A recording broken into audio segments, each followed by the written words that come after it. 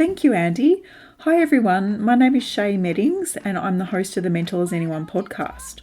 I'm a psychologist, and I interview comedians and other entertainers about their mental health with the aim of helping to increase understanding and awareness of mental health.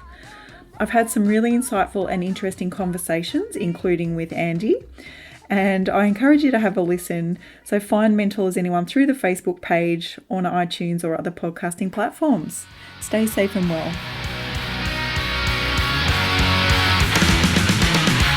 Here's your weekly Patreon announcement. Patreon.com/Andy Dowling is the place to go to support this podcast.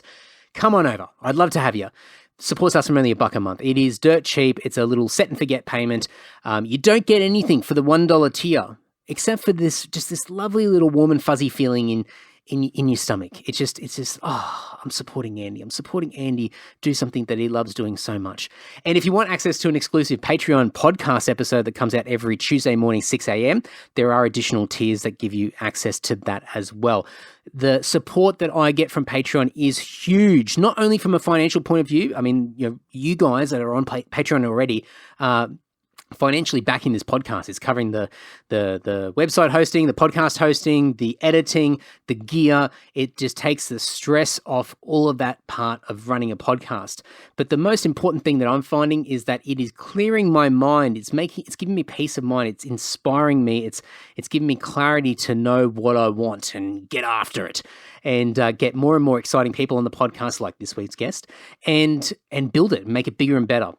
And it's all thanks to people that are taking care of business for me and backing the podcast. So thank you so much to everybody that does join, supports, and you can find it all over at patreon.com/Andy Dowling.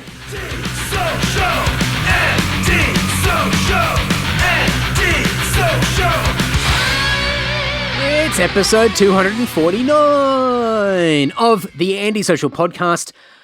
Ooh, 250s next week. Jeez. Oh, we're doing well. Pat on here. I don't know if you can hear me just slapping myself on the back, patting myself on my back, a little bit of self-congratulations. It's still going. This week's guest is Jessie May. Jessie is a musician. She plays in a whole bunch of different bands. Turkey Vulture and Owlmaker are a couple of bands in particular. She's also a writer. She has her own music blog called Alternative Control. And probably the really interesting thing that we're certainly highlighting in this chat is that she has a website called Metalhead Money. And you can go to metalheadmoney.com. And Jessie has a book coming out that is available via Amazon. I'm going to have links in the show notes. And we're going to talk about it in this episode called Money Hacks for Metalheads and Old Millennials. A pretty cool... I've got a copy of it. I had an advanced copy sent through to me, and I've been reading it, and it is really, really good. There's some really interesting and insightful tips and tricks and things that we can all be doing to manage our money better. And I think especially in 2020 with all of the... just exhausting saying 2020, if you know what I mean. In 2020, there's been a lot of stuff going on. So I think something like this is incredibly valuable, not only for musicians. I mean, a lot of this stuff is a lot of great life advice, and it's all coming from Jessie's personal experiences in her own life, and she's sharing them with other people in the hope that we can all get better with our money. So everything will be in the show notes over at andysocial.net, andydowling.net. I'm going to have links to everything that Jessie speaks about and she's associated with in the show notes. Of course, you can click through on the description for this podcast as well. There'll be a bunch of clickable links in there as well. And of course, go to metalheadmoney.com. Enough crapping on from me. Please enjoy this great chat with Jessie May. Well, heaps of different things to talk about. I was lucky enough to get a early copy of your book, I should say, and I've been skimming through it and looking at everything. I've been writing down a bunch of notes because this is a topic that obviously you're passionate about because you've actually gone ahead and produced this book. But for me, it's like I live and breathe this stuff. It's just amazing. It's stuff that is not talked about enough. So I guess maybe to start with, do you want to just explain what the book is and I guess a little bit of the OG story? Like, where's it all come from? Why did you decide to do a book in general, but a book on this topic? Sure. Yeah. Well, the book's called Money Hacks for Metalheads and Old Millennials. Kind of a mouthful of a title. I love it. maybe if I do a second book, I'll have to figure out a shorter version of that. But yeah, I mean, I don't have a finance or business background. I work in education. And I've always been like pretty good with money. Like I'm good at not spending too much, but I've always also had the good fortune of being employed, knock on wood. So, it's easier to be good with money when you have it. So, I was pretty good with money through my teens and 20s and into my early 30s. But I didn't really know too much about the topic. And then I actually was getting divorced, and we had to fill out all this paperwork, all these financial affidavits and stuff. And just looking at all that stuff made me think, I'll bet there are a lot of things that I've been missing that I could have been doing for years and that I haven't been. So that was kind of an impetus for me to start researching the topic of personal finance. And, I would just get books out from the library and read them. And along the way, I did find out there were a lot of things that I wasn't doing. So really, especially in the past 3 years or so, I'd say I've taken a more concerted interest in it and, done some things that have improved my own finances. But it occurred to me that I never heard anybody else talking about this stuff.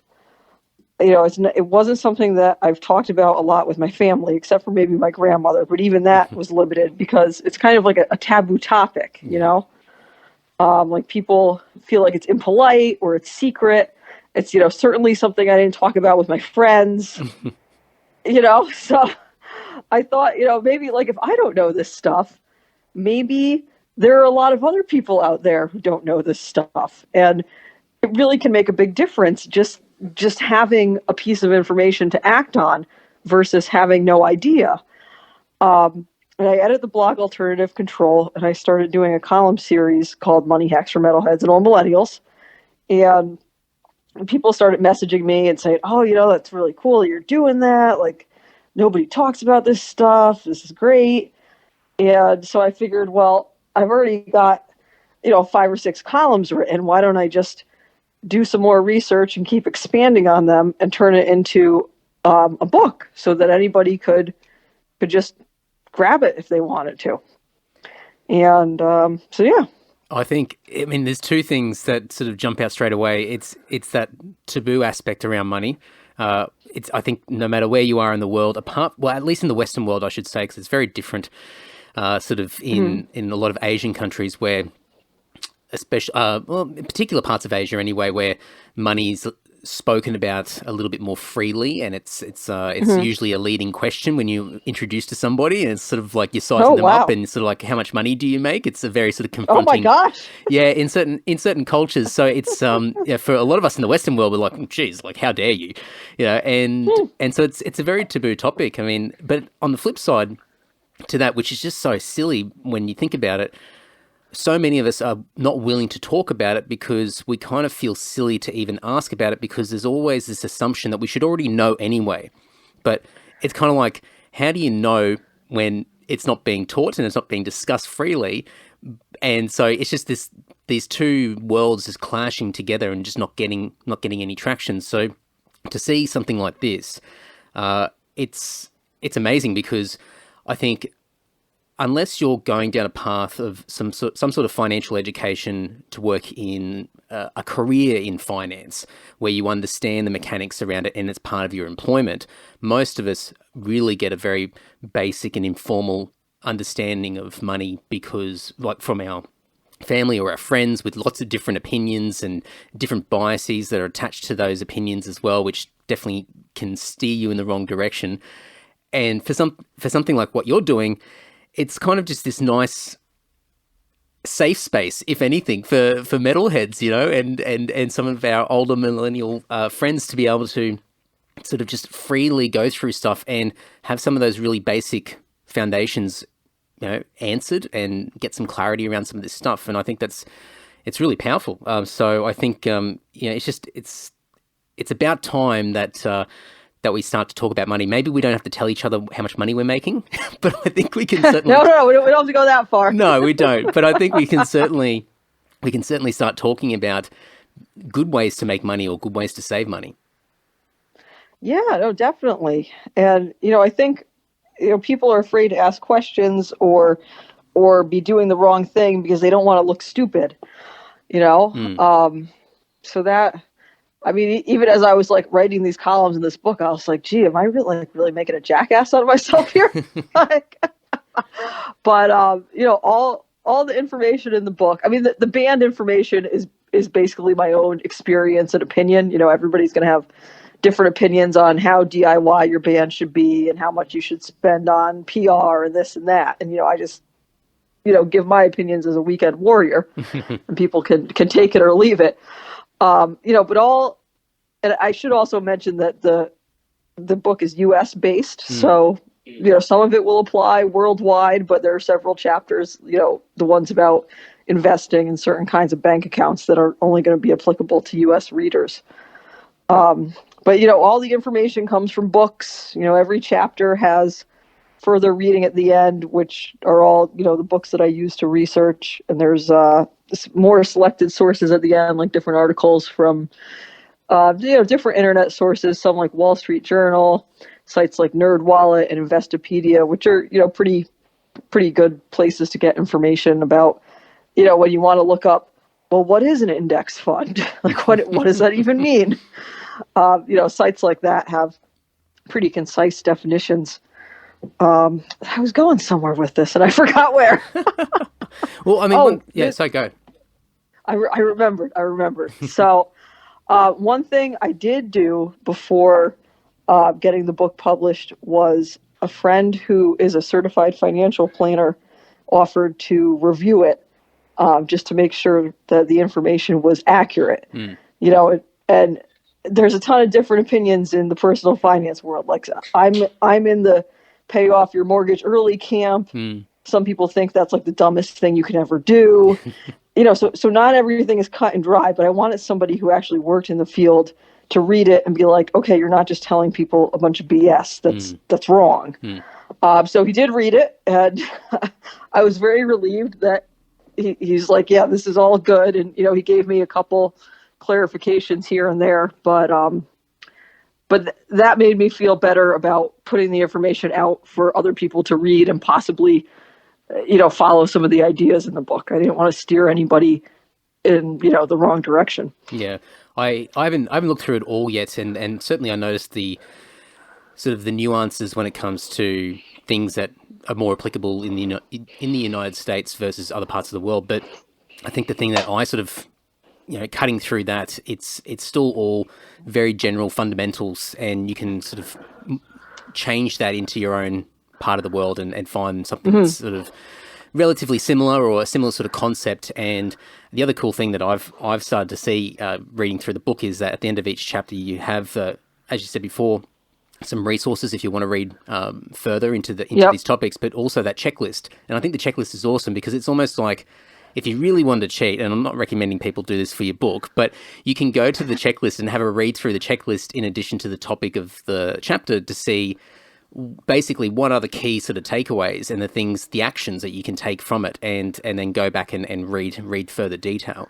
And I think it's really good to sort of the way that you sort of summarize it and to say, look, this is all the context, this is the information, here's the guts of it. But here are your steps. Here's the things where it's just knowledge. Knowledge is great, but you've got to be able to take action on that knowledge. And I think the checklists are really cool because it's sort of like, okay, before you continue, let's get some stuff done. Oh, good. I'm glad you like the checklist, especially my productivity buddy here. Yeah, that's right. Have a list. Yeah. But it's cool. And I mean, the other thing is that another thing I've noticed with a lot of the contents is that, yes, it does go into detail, and I wouldn't say any of it's overly complicated, but it's sort of, I think, the way that it's sort of easing people into the whole topic of money is that you're creating this foundation and these basic principles that people should be just thinking about in general in their day-to-day life. And then obviously that's your your foundation. Then you build off that, and then you can go down different paths of complexity depending on which direction you want. And I think also just the comment that you made before about, you know, for you, paying off your mortgage is the most important thing, whereas for other people, they may have a completely different opinion, the opposite opinion. And I think it really just comes down to, and this is the exciting part about the topic of money, is that money and the way that you manage it can really come down to what your goals are and where you want to go in life, and what are the things that are driving you. And obviously, depending on where you want to go, that's how you adjust and create your strategy and your framework. And so this sort of explains that foundation once again, where you've got that platform to then make a decision as to which direction you go, and whether you want to have a lot of, you know, air quotes, good debt, or whether you want to just get rid of that debt and have the peace of mind knowing that you own your property, you own your assets, and then you don't have to worry about the bank chasing you for payments. Yeah, very true.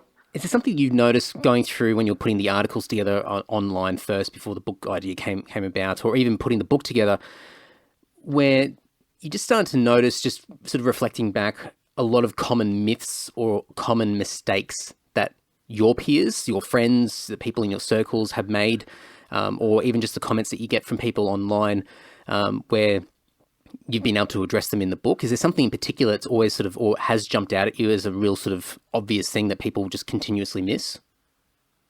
Well, I mean, I think a good place to start is figuring out how much you have coming in and going out. You know, like if anybody's wondering, what the heck should I do? Like, save all your receipts for a month and figure out what you're spending money on. You know, I think credit cards can be a trap. You know, I think I'm of the opinion that you should think carefully about what you put on there. You know, I know sometimes there's going to be emergencies or your car breaks or something and you have to put it on there, but do you need to go out to the bar every weekend with your credit card? You know, I personally would say no. You know, I can't tell people how to live their life, but if you want to get your finances in order, you know, first place to look is to look at your spending, to, you know, make an effort to avoid unnecessary debt. And, you know, that's, you know, a couple things that have kind of guided me and, have been working well so far. So, yeah. Do you see that's a very common theme with other people as well? Is just not having that awareness of what comes in and goes out with their accounts? Yeah, you know, I've had a lot of people say that they don't track their spending. I did a Twitter poll on it the other day, and 50% of the responses were that they don't track their spending. Scary, you know, and I don't know what the reasons for that are, or what, you know, what kind of shape those people's finances are in. But, you know, I was surprised that half the people said they don't keep track. And yeah, you know, I have seen, you know, people I know personally just kind of get over their heads with credit cards, and, you know, they want to dig themselves out of it. And then, you know, they just keep getting charged the interest every month. And by the time you realize you want to dig yourself out, they've already got you, you know, and it's just a very daunting process. And I think sometimes people feel hopeless, or they're like, well, why do I even bother? I have this huge balance. Like, I'm never going to pay it off, or, you know, it's like a vicious cycle. It's almost like vicious circle. It's almost like you learn to live with the pain. You know, it's like, oh well, that's life. You know, this is just the way it's going to be, and you sort of just succumb to it. And I think it's also with potentially. I mean, I've got no idea why people don't track their spending, but you know, one of the reasons it might be that sort of giving up, or if I don't think about it or I don't see it, then I can sort of avoid the problem, which obviously makes no sense. But if you're dealing with a lot of pain and stress about money, then you tend to try and stay as far away from that pain as possible. Yeah, no, and that kind of makes sense of why people would do that. You know, I just don't want to look at it. So it just kind of gets worse. Yeah, absolutely. And then eventually becomes an issue where you've got no choice but to pay attention to it, because, you know, extreme consequences are happening around you. Yeah. Yeah. I mean, I don't know what it's like in Australia, but in the US, student loan debt is a big issue for people. And, I think people, when they're college age, take on this debt with the best intentions, not really, like your frontal lobe isn't even fully developed until your mid-20s. So yeah, I mean, you tell an 18-year-old, oh, you're going to make lots of money after you get out of college, sign on the dotted line, and they say, okay, sure. And they really, through no fault of their own, really just don't realize what a burden it could be, if things don't work out the way that they hope they'll work out. And it's a big problem in the U.S. I think we certainly have. I haven't gone through sort of college or university education, so I've in some ways have missed out on some opportunities in sort of that educational space. But at the same time, I've probably dodged a few bullets financially with taking on debt. I think we've got a few different programs in place that help students pay off debt over time. But I'm not sure exactly to what extent. It seems to be something that's more prevalent in the US, and I don't know whether that's just a population thing or whether it's the way that it's structured. I'm not entirely sure, but it's an interesting thing where I think for a lot of young people, students, people that want to educate themselves, it's always with this good intention, like, to be educated is a positive thing. So it makes sense to then say yes to these, what you would feel as opportunities, and they're positive things. You're contributing to the community by upskilling yourself and then going out to, into a particular field and forging a career. But it just comes with such a massive consequence. And it's almost like they're getting penalized for doing something that's actually quite positive and beneficial for everybody around them. Yeah. So it's very sort of counterintuitive. It really is. And a lot of the loan terms are very predatory, and they don't make things clear to the borrowers, or, you miss a single deadline and then they jack up your interest rate by a lot. And it's really, people might say, oh, well, you never should have taken out those loans. Well, that's not the issue. The issue is not with the individuals. Like it's a systemic problem in the US. So hopefully someone fixes it at some point, but it really has wrecked a lot of people's, well, I shouldn't say wrecked, but it's really put a lot of people's goals on hold. Like if, let's say you take out all these loans and you're paying them off for a decade, maybe you would have wanted to buy a house, or maybe you would have wanted to get married or something like that, but you have this giant debt that you're working towards paying off. So I think it's delayed a lot of things for some people who are dealing with it. I guess sort of you doing research and looking into a lot of these things and understanding different people's scenarios that they live in and they have to battle on a day-to-day basis. For that kind of scenario with somebody that has this crippling debt, in particular student debt, what sort of, I mean, apart from obviously, tracking your spending is a big thing because you've got the awareness of where the money's going, but what sort of things have you identified as far as basic steps to move in a more productive direction to help sort of take the edge off this debt? Because obviously you can't change the system. And as you said before, there's no point looking back in the past about the decision of going into debt because it's already happened. So what have you sort of identified as far as some things that people can do to start moving the needle a little bit? Well, for a large debt like that, your living expenses are your biggest expense. So if you can find a way to cut that, if you're willing and able to live with your family and your family's willing and able to let you live with them for, on the cheap or free, and then you can apply that money towards your debt. I mean, that's really the largest expense in your life. So if you can cut that somehow, or, reduce it, certainly not everybody can just move in with their parents and live there for free. But, like things like living with a roommate or living, renting a smaller place and applying the savings towards a large debt like that is one way to do it. certainly, like there's different loan consolidation programs, and you have to read all the fine print very carefully. People can refinance their student loans, but again, like with that kind of thing, some of the programs are good, and some of them are not. There was even a program by the federal government offering student loan forgiveness for educators, and they basically just scammed everybody.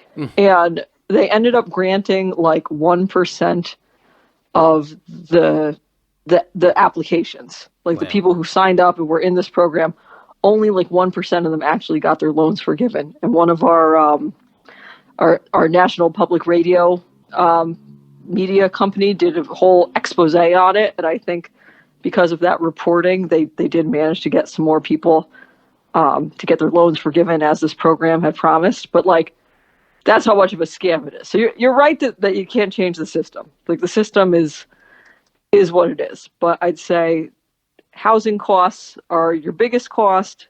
So if you can tackle that in any way, that's where you're going to see the most bang for your buck, so to speak.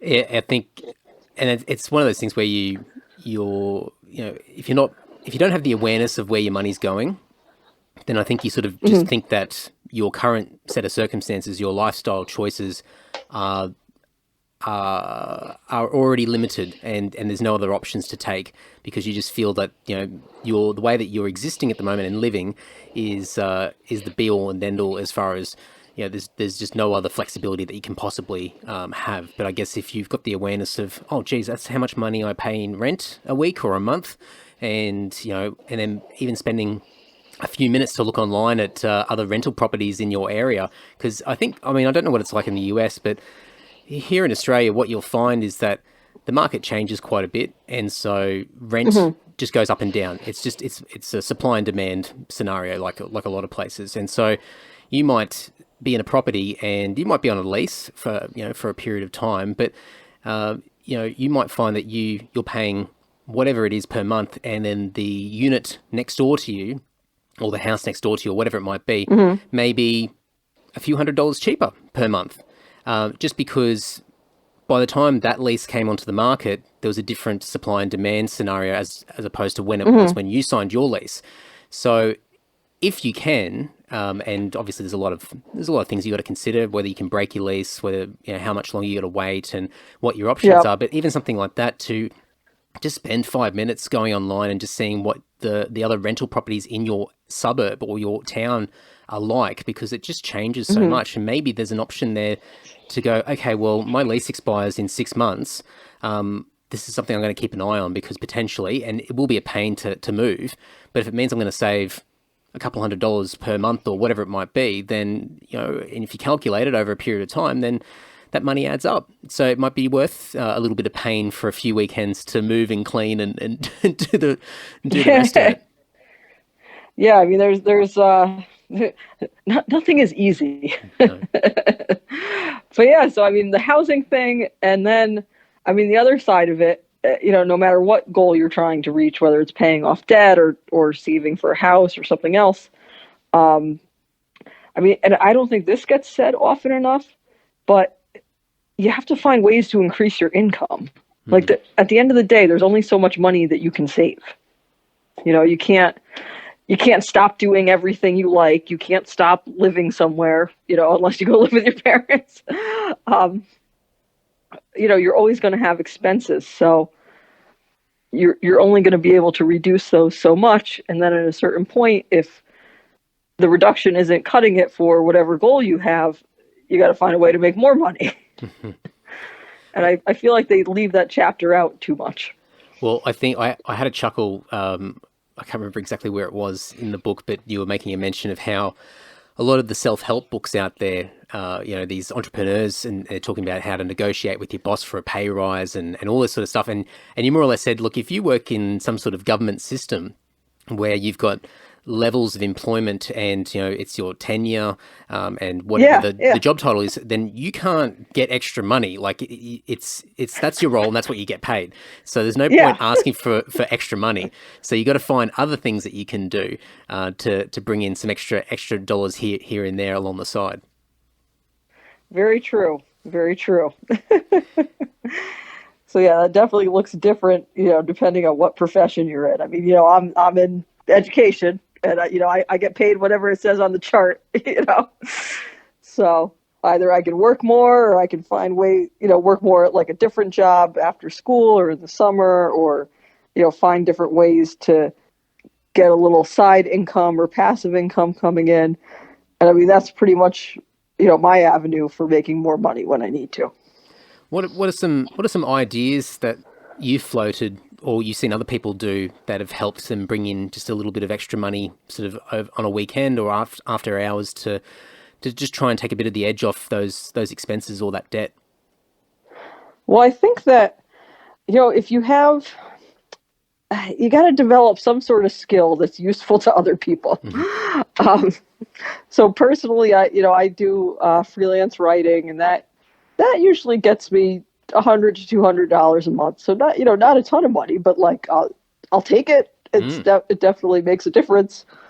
But I have friends who do like graphic design, and they'll design artwork for bands, or they'll make flyers or things like that.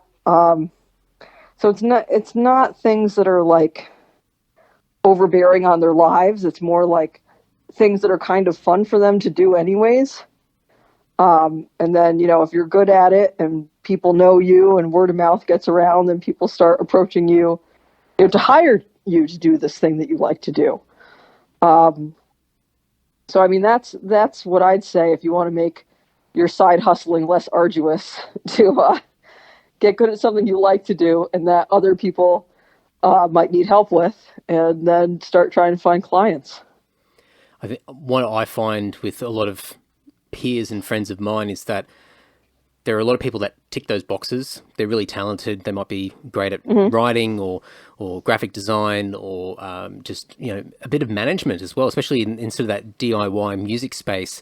There's a lot of really savvy people that are great at sort of general logistics and management of bands and just sort of the day-to-day, behind the scenes things that you have to consider when you're an artist. And I don't know if it's the same sort of where you are, but I think a lot of people really struggle to ask for money or to sell themselves. And so it's that divide between doing it because you love it and maybe it's that dreaded word, it's a hobby, versus actually professionalizing it and creating some kind of business and actually validating your passion and your skill set by putting a dollar figure next to it. And I think people really worry and hesitate to take that step where suddenly they're like, okay, well, I can do this for you. This is what it's going to look like. This is what I charge, whatever it might be. And that's a really difficult thing for people to do because suddenly they've got to find that confidence in themselves to actually convince themselves that they are worth that money themselves, like, let alone convincing somebody else. Yeah, no, that's very true. That's very true. But, on the flip side, I feel like a lot of people would rather pay their friends or acquaintances they know in the scene to do something than a stranger, Like, people are afraid to ask for money, but there's people out there who would be happy to give you money to do X, Y, Z, because they can't do it themselves. So I think there must be ways that people can get over those concerns and sort of that hesitation to put themselves out there. Maybe it's a case that, graphic design's always the easy one because it's something that's becoming more and more common these days, but it might be a case that you create a landing page somewhere, or even if it's just on social media where you've got a Facebook page and in the about section or your story page or your notes or whatever it might be, it's got some fees, some basic fees or something like that. So you don't have to have that awkward conversation with somebody to begin with where you have to break the news to say, hey, I'm happy to do it, but it's going to cost blah, blah, blah. You can just refer people to that page and just avoid having that awkward moment where you have to try and justify your value to somebody. So maybe things like that could help people sort of get over that hurdle. Oh yeah, definitely. Definitely say, oh, here's a link to my rates. yeah, and then just close the window and disappear for a bit. Yeah, and see what happens. Yeah, I think I think there's a lot of potential in asking and putting yourself out there if you do it in the right way. And I think if, like anything, and I've crapped on about this quite a bit on the podcast over the years, but I think being genuine and being authentic about who you are and what you do, I think that commands value. And I think you attract people that see the value in the genuine aspects of yourself, and whatever that might be. It might just be from a social currency of building friendships, but it might also be in particular skill sets and services that you can provide as well. So I think people need to just give themselves a little bit more assurance that they can do something, they can put something out there. And there's that many people in the world, and especially now with the internet, there's so many opportunities, and there will be somebody out there that wants to work with you or utilize your services or be connected with you one way or another. Definitely. It's very cool having clients in other countries. I'll say that. Do you notice anything different with working with other people in other parts of the world? Or any hurdles I've any? Noticed. Well, time zones are just not a hurdle really, but just a consideration. Mm-hmm. Like if somebody is in the UK or in Australia, and they want to get something out over the weekend, I have to keep in mind that their weekend's already happening, And if they're my client and they need something, I need to make sure that I'm doing it a day ahead or, half a day ahead so that they have it, when they need it. Because they're in the future. That's right. Yeah. But I've sometimes I'll copy edit press releases and band bios for bands whose English is a second language for them, and I'm always really impressed. Because I speak enough Spanish to find the bathroom, and that's really it. And I'm getting these bands from Sweden and Kazakhstan and all these different places with these very well written bios that just need a look over from a native English speaker and a couple little tweaks here and there, and I'm like, wow, this is amazing. Maybe I should get back on Duolingo and learn more Spanish. I always joke that I only know one language, being English, and I'm not very good at it either. I struggle with my own language. So anybody that can speak more than one is incredible, and the people that are completely multilingual just blow me out of the water. It's absolutely incredible. And you do find that if it is somebody that hasn't had English as their native language, the way that they command that language, it leaves a lot of us in the dust. It just because they've had to learn it very, in probably a more formal setting than probably any of us have had to. We've had the day-to-day practical experience of it, but there's so much stuff. I just look at it from a grammar point of view and I go, oh geez, yeah, okay, I don't do that. I probably should be structuring a sentence or a paragraph like that. Yeah. But that's an interesting service in itself, where you've got people, musicians who want to break into other markets and more popular markets where music's, certain styles of music are more popular, and so they want to be able to have their information to be able to be read by people in those areas of the world. So it makes sense that you would pass your bios on to somebody who's a native speaker to be able to read it and say, hey, I understand it. It makes sense. It flows. It's correct. And then any advice or tweaks here and there where necessary.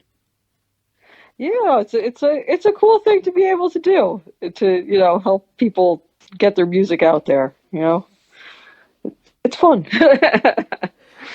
One of the other things I found interesting with the book was about shopping, and I haven't gone into a lot of it yet. But my wife, and I don't know whether she'll listen to this. If she does, it'll be months and months down the track if she gets around to it. I think she's sick of hearing my voice on a day-to-day basis, let alone a podcast. But that's another story. But my wife is an avid shopper. She loves shopping. And she loves it and hates it in the sense that sometimes she just shops and then regrets it straight after. And I've noticed in your section about shopping, there's just a whole bunch of things that you've highlighted as far as things to consider when you do go out to go and buy things. What are some of the big things that people should be aware of or thinking about when they go out to buy different types of items? Well, I think comparison shopping is very helpful. Whether you're grocery shopping or if you're making, a one-time purchase of something, just to get, a couple of different prices. And sometimes you'll find they're similar, and sometimes you'll find they're very different.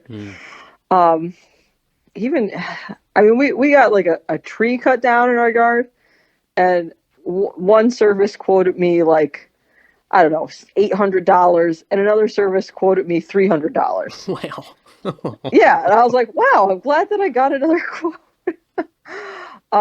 Even taking my cat to the vet, I had this whole saga with my cat this month, and we were taking him to we were taking her to one vet, and the vet was kind of difficult to communicate with, and I wasn't like a super fan, so I decided, I would, and the cat really wasn't getting any better from what the vet was doing.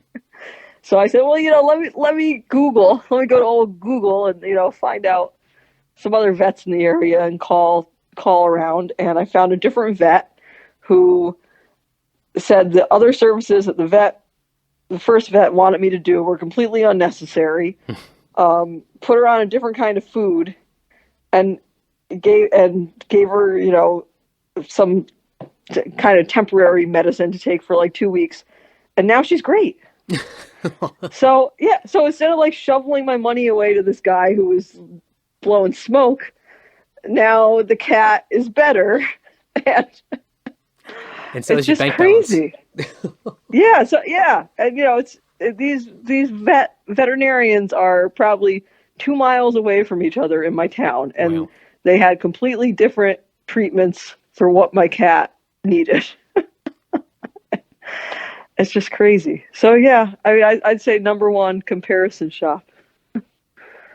Yeah, I think just understanding, even sort of being on the other side of the fence, where even just going back to what we were saying before about selling your services and having something to offer people and setting up a little side hustle or a business, whatever it might be. Just seeing the difference in what people put value on their product or their service, and it's really subjective. I mean, there might be an industry standard in some respects for depending on what it is, but in most things, it's really down to the opinion of the person who's selling that product or service as far as how much value they think is in there. And because it's so subjective, that's where you see all those fluctuations. So, you might see something and you see that price, and I think just to spend that extra 5 or 10 minutes making an extra phone call or going onto Google and doing a quote online could make, I mean, even just with the tree example, like just hundreds of dollars in savings just by potentially making another call to somebody else and seeing what they could do. And I think the other thing I've also noticed is that people that are in business want your business. Most people are trying to win you over from somebody else. So I see a lot of price matching, or people willing to do something cheaper than, you tell me what someone else has quoted you and I'll try and do it better than that quote, because in the end, they can take that saving and they can win you over as a customer and they get your business. So I think a lot of businesses out there have the flexibility to be able to sort of either price match or do better than their competitor just to get your business. So it definitely helps to at least contact more than one party before you spend money. Yeah, definitely. I definitely agree.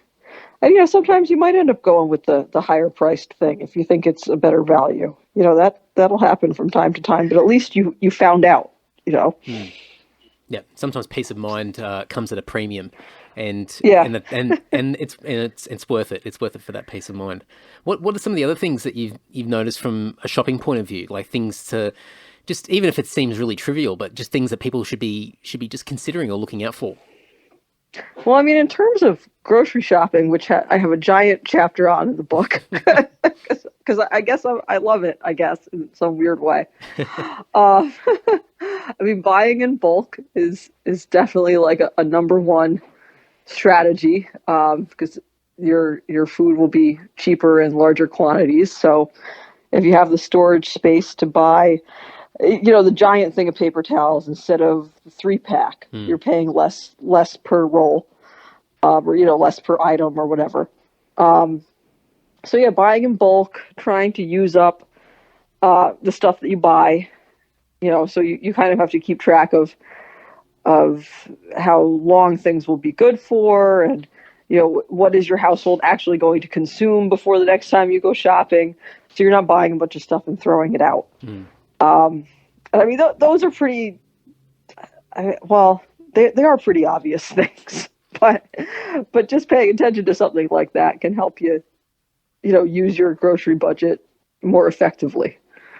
I think that's the thing though, like what we were explaining, like talking about at the start where, and I think you mentioned it as well, like as you're putting the book together, you're thinking, like, is this too obvious? Is this such a no-brainer for people that are probably already doing it? But I think, well, you would know now, but I think many of us would be sort of amazed at how many people just understand the theory of it, but the theory versus the practice is two very different things.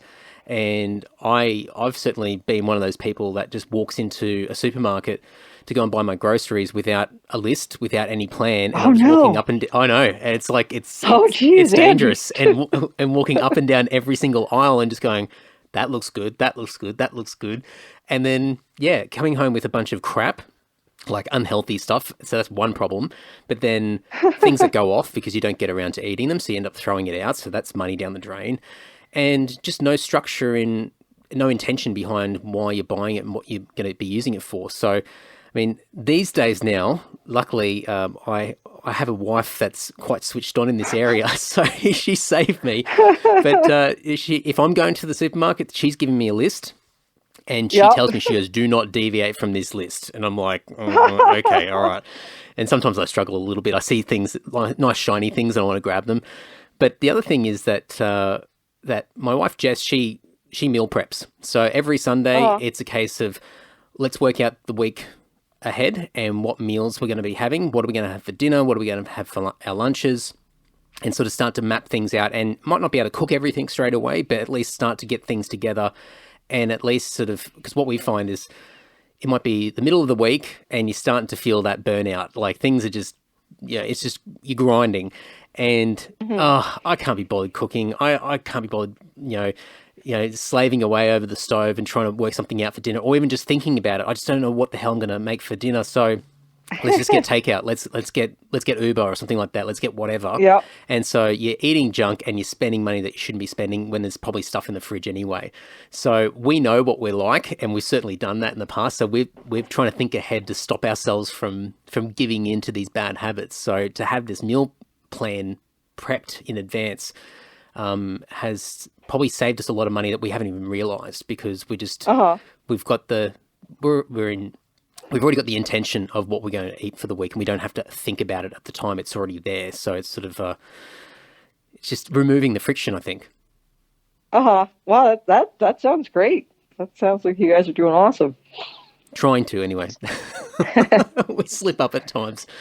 And I think the other thing I found really interesting with what you were saying, and you kind of touched on it before, around you can only save so much. And I think also you can only starve yourself to an extent as well. And I think people need to have that balance where you're still able to live a semi-interesting and entertaining life where you can still go and do things and reward yourself and have some of those little luxuries here and there, rather than just sort of turning the tap off on everything and living in pain for however many months or years to get to your financial goals. You've got to have that balance along the way. I thought that was really interesting and a good point that I think people forget and miss.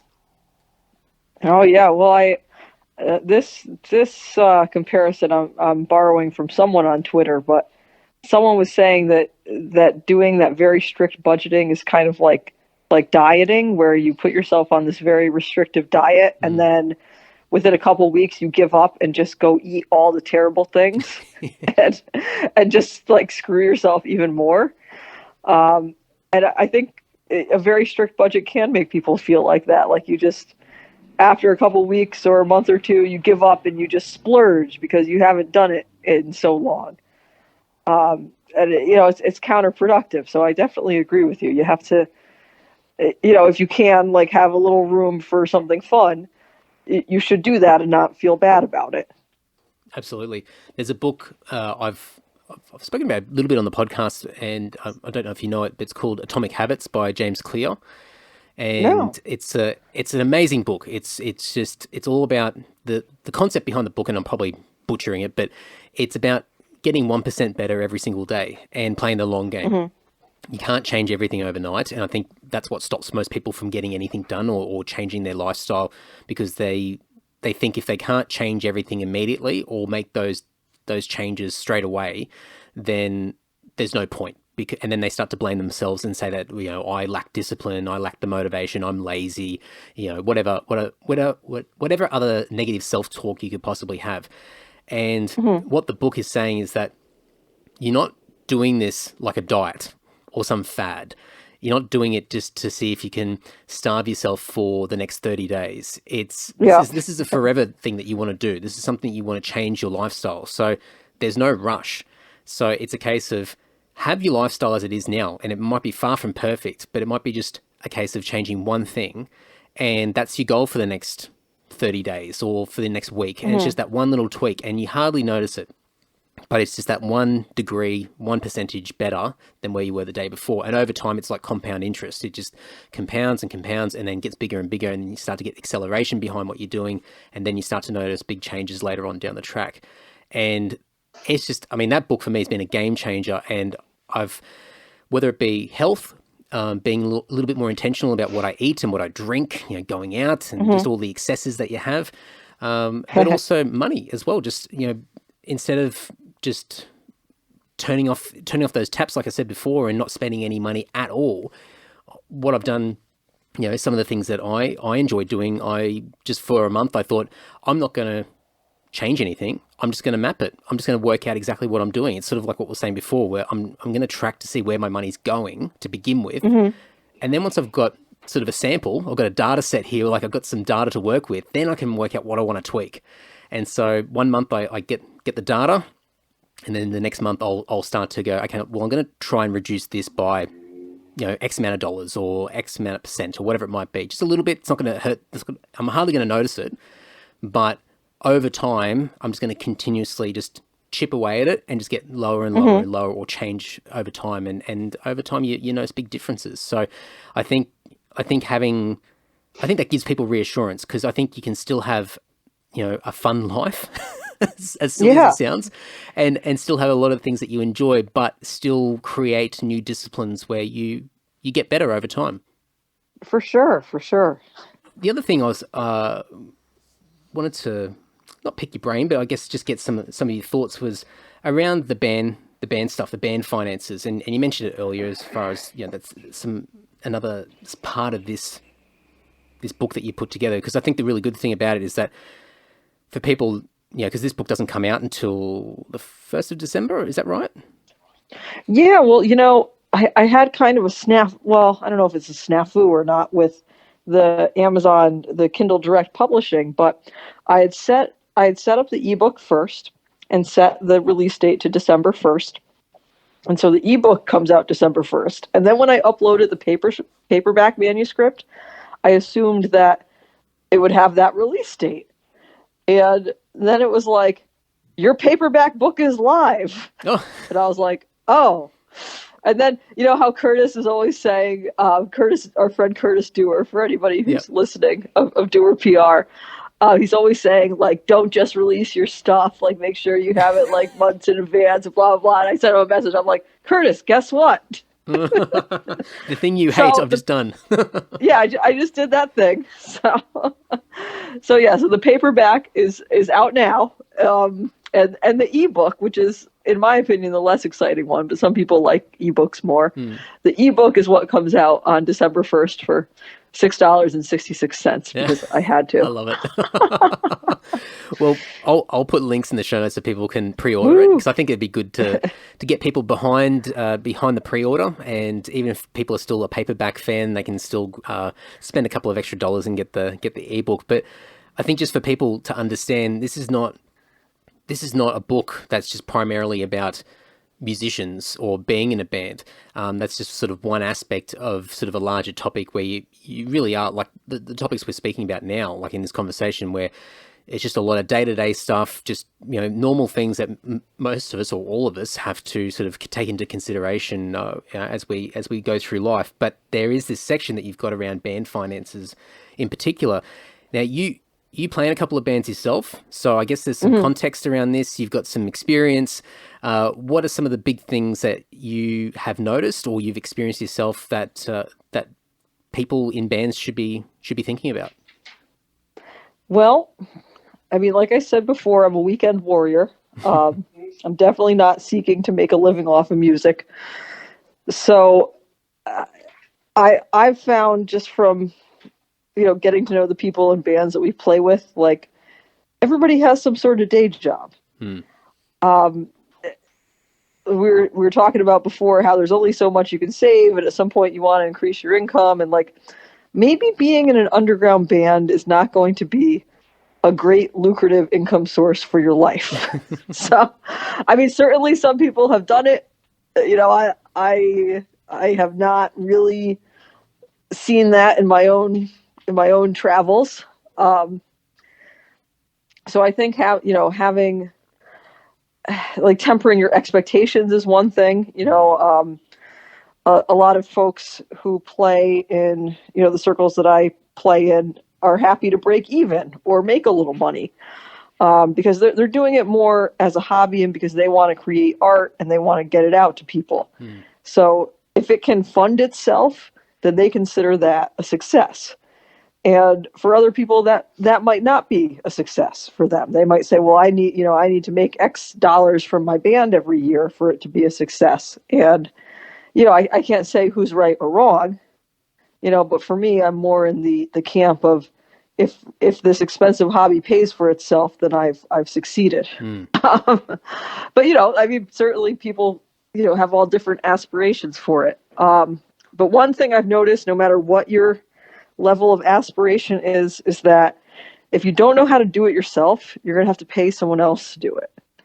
So the more kind of adjacent skills you can build in yourself, or your band members maybe having complementary skills that you don't have, that can really save your band a lot of money. In my bands, I'm often the organizer person, like the show booker, the social media person, the PR contact person, this guy will send our press release out for free, but we have to write it person. So that's kind of my non-musical role. But I've been very lucky. My amazing, talented husband, Jim Clegg, who's now sitting here in the living room. He is an artist and graphic designer, and we've been in bands together for, I guess, over 10 years at this point. And whatever band that he's been in, whether it's with me or other people, like when they need artwork or when they need a flyer, like Jim is the one making it. And when they need the CD layout thing to be done and the template the disc maker sends you, he knows how to do that. So they don't have to find some graphic design guy and PayPal him $50 to do your whatever. Like he's got it covered. I know some people, like Jim, is getting into recording at home, and some people are very skilled at recording, and that's an investment in itself. Especially as you start to get more professional equipment. But that's another thing that's like adjacent to your band that will cost you money. So, becoming a home recorder or home audio engineer is probably not for everybody. But for some people, that's a really useful thing for them to learn how to do. Like I just did an interview with Francis Roberts from King Gorm and Old Man Wizard, and one of the questions was, what's the best investment you've made in your music or your band? And he said, his recording equipment and being able to record awesome new music now with equipment that he bought 10 years ago. But he is like a professional musician. Like he does it for real, for his living. Like I think that's like he does lessons and recording and composition for like film stuff. So I mean, he's very legit, but like for his own personal projects that, maybe are not as lucrative as his music jobs, he's invested this time and money into learning how to record and getting the right equipment. And now he can just do whatever he wants from his apartment without having to hire someone. It's kind of like the side hustle that we were speaking about before, where out of a necessity for your band, so your band can continue to excel and do what you collectively want to do by developing your own skills, and so you don't have to pay for other people to come in and assist. But then as you get better and more confident in these new skills that you're developing, then there's nothing to stop you from monetizing it and helping other people and creating some extra revenue that comes out the side. So you might be saving money for your band by developing that skill and keeping it in-house, but you may also start to generate additional money on top of that, whether it be personal or depending on how you want to do it, it could be on behalf of the band, and that revenue goes straight back into the band as a side hustle for the band. Who knows? But I think that's one of the attractive things I find with DIY music. I think there's this real thirst, or it's not even the thirst, but it's just this. It's completely necessary for you to have to think outside the box all the time. You can't just sit back and be the artist. I mean, you can, but you're really limited as far as what you can and can't do. You really need money to be able to rely on other people to prop you up and get you to where you need to go. Whereas in that sort of DIY world, you just find yourself naturally immersed in something you've got no clue how to do it. But after a while of just repetitive sort of practice and research and learning from other people, that you develop these really odd and unexpected skills that can be utilized in lots of surprising ways, and certainly can be fruitful from a financial point of view. Yeah, Definitely. I mean, Lindsay Schoolcraft was saying, I think it was on Twitter, or perhaps in one of the Dumb and Dumbest podcasts, but something about like how she used to think, oh, one day I'll just make music for a living and I'll just be like in my apartment making beautiful music. And she was kind of like laughing about it because now she's like running all her own stuff and has started her record label and is doing all her like e-commerce stuff. And she's just learned so much about business and setting up that e-commerce and doing so many non-musical things to make her living out of music viable. That it's not just sitting around and playing harp or playing your guitar or like doing your art. Like if you really want to make a living, you have to build all these other skills. For sure. Yeah, definitely. So we'll wrap it up, and I guess people can, I'm going to put links in the show notes for people to go and pre-order the ebook and get behind the release date of the 1st of December. And if people want to jump ahead and get the paperback, they can grab that now from Amazon as well. But where should people start, Jessie? Like with your world, I mean, where's the best place to start? And I guess, just going back to the topic at hand, what's the first point on the checklist that people should be doing? Once they turn off this podcast episode, what should people do as their first step? All right. Well, once they turn off the podcast episode, track their expenses for a month. Whether you get an app like Mint and Quicken are some that people that I know use. There's one called You Need a Budget that you actually need to pay for to use, I think, after a month. Or just putting receipts in an envelope. Just after you turn off this podcast, track your expenses for a month, see where the money's really going, see if it is in line with where you thought it was going. So I'd say that. I'd say if you're interested in the money topic, go to metalheadmoney.com for more articles. I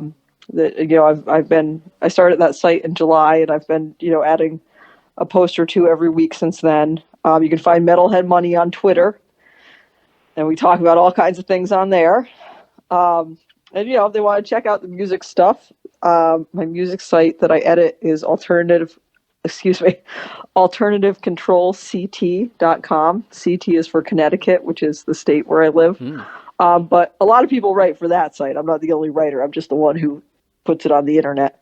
So yeah, find Alternative Control website and find us on, Twitter, Facebook, and all that jazz. If you're more interested in the music stuff. And I should ask, and I should make a mention, your bands as well. What? Go plug them. Yeah, well, go if you like punk, kind of doom punk, Americana punk. Go find Turkey Vulture. I think we're Turkey Vulture Band on Bandcamp. Um, and we're on Facebook and Instagram. And that band's a lot of fun. We just had an EP come out this summer. Uh, we're not quite breaking even with it yet, but we're really happy with how it sounds. And, so that was our goal. And I'm definitely happy with how it came out. If you're into the stoner metal kind of stuff, look up Owl Maker. That's on Bandcamp too. And we got some awesome tunes on there. I play bass in that band. And yeah. So yeah, go find them on Bandcamp. Well, I'll chuck some links in the show notes as well, so people can have a listen and check it out. And I must say, like, 2 awesome band names as well. So they're cool. They're awesome. Thank you.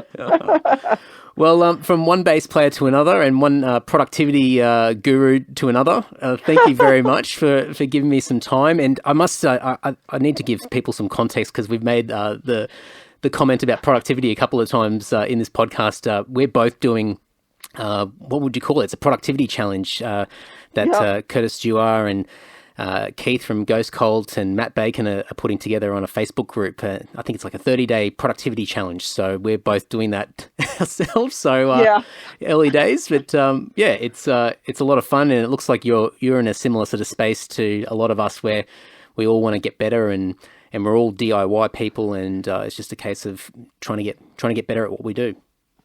Yep. We're all trying. We're all in this together. Sounds good. All right, Jessie, thanks so much. And people go and check out Money Hacks for Metalheads and Old Millennials. Thank you so much, Andy.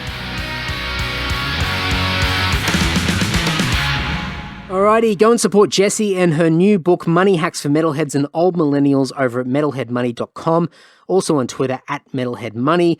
Go and pre-order the ebook if you can, a couple of bucks, a worthy investment via Amazon. I'll have a link in the show notes along with everything else over at andysocial.net and andydowling.net. Almost forgot the names of my websites, as you do. But I've just finished reading the ebook. It's absolutely amazing. It's fantastic, especially for people that are just getting started in the world of looking after money, their coin, a little bit better than they have before.